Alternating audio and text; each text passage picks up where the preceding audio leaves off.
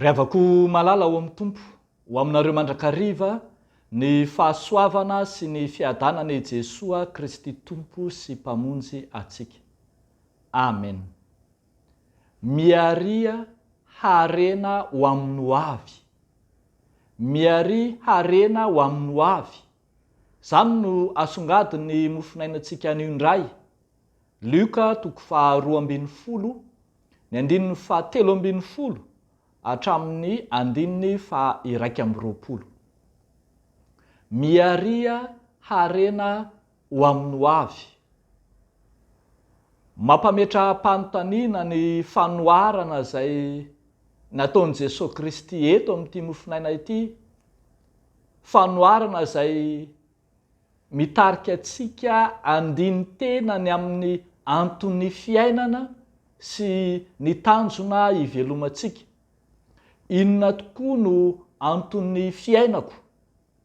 Inona no antony fahavelomako? Inona ny tanjoko mandritra ny androm-piainako?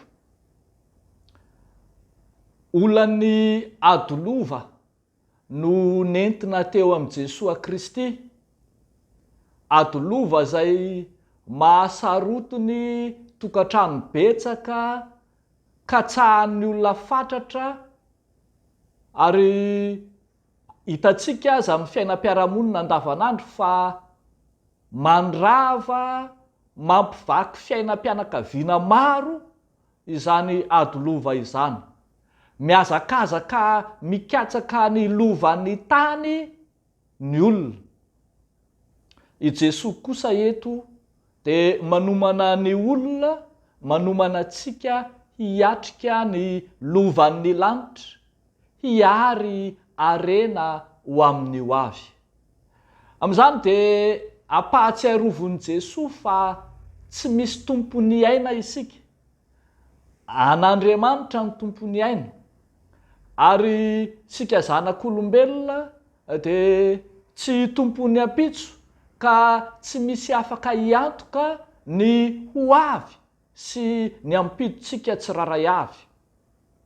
Tatsika eto mantsy misy lehilahy mpanan-karena anankiray izay tsy mahafantatra akory ny ainy hoe anio ihany dia mety hiala aminy izany.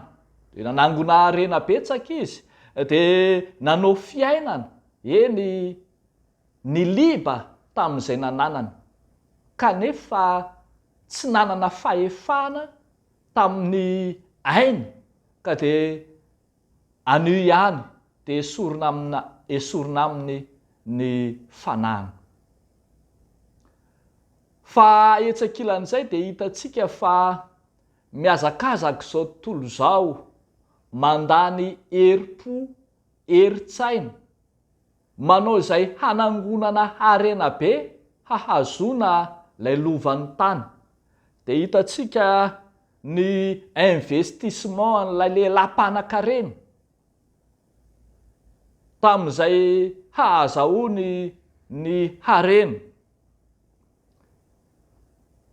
Hoy izy hoe ataoko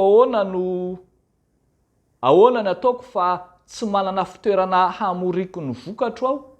Izao no ataoko, andrava trano fitehirizako aho ka nao izay lehibebe kokoa, hamoriko ny vary rehetra sy ny fananako.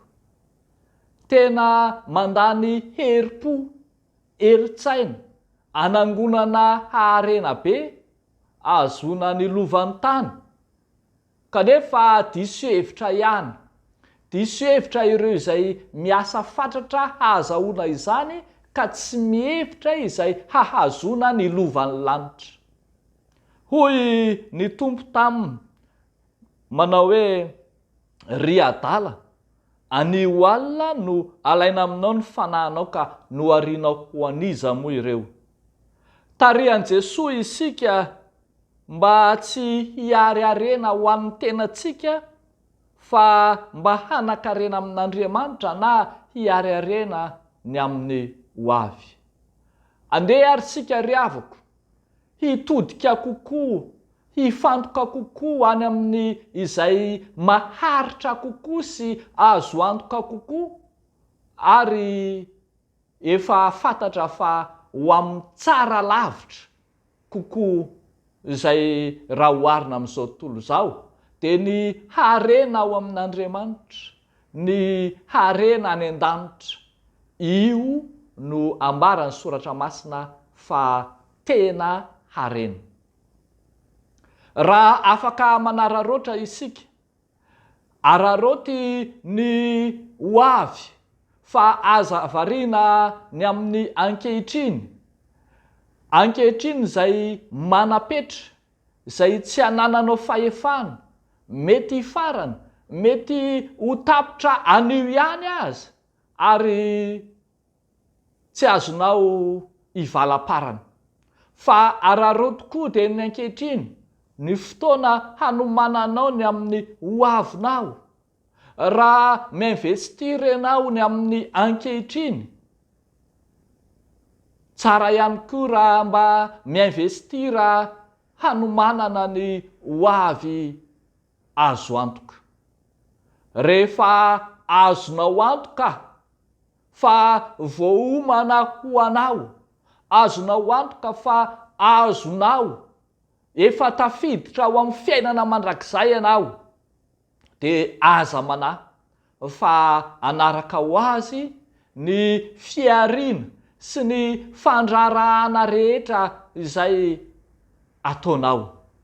Aoka tsy ho diso safidy ka zary lasa sakana na vato misakana ny amin'ny tsy azahoanao ny harenan'ny lanitra, ny fandrarahan'ny tany, ny fiarian'ny tany izay ataonao. Diso tia tena kanefa tonga maty antoka, raha toa ka azonao izao rehetra izao kanefa very ny fanahy. Teny amin'ny saintsainana, andiniantsika tena no amaranana azy manao hoe: lazao amiko ary izay harenanao, dia ho lazaiko aminao hoe iza moa ianao. Lazao amiko izay harenanao, dia ho lazaiko aminao hoe iza moa ianao. Dia hon'Andriamanitra irery any ny voninahitra. Amen. Ivavaka isika ry havana.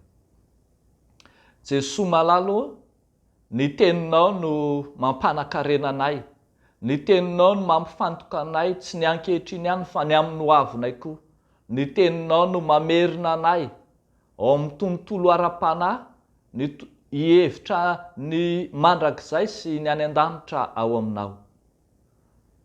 Tsara harena izahay miantoraka aminao, tsara fitehirizana izahay mitodika aminao, ka dia manolotra ny fonay, ny sainay, ny fanahinay ho anao Andriamanitra.